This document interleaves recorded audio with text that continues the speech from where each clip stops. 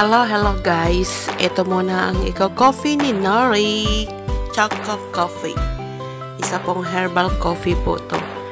Herbal coffee. Marami pong halaman gamot na hinalo dyan. So maganda po yan sa may mga ubo-ubo, yung may mga sipon.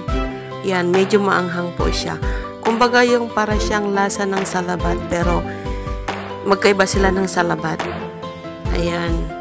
Meron na rin yung dry ginger, yung black pepper, yung coriander seeds, saka yung cloves. Ayan. So, masarap po yan. Mura lang po yan.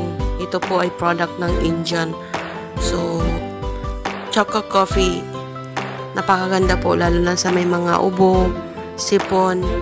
Yan, saka yung pag nilalagnat ka, try mong uminom yan pagpapawisan ka. Ayan po muna ang iniinom ko ngayon. Umiwas muna po ako ng Nescafe. Yan muna ang iniinom kong coffee kasi nga meron pa akong ubo. Yan. So, masarap po yan guys. Try nyo sa mga nandito sa Middle East. Marami po yan sa mga tindahan.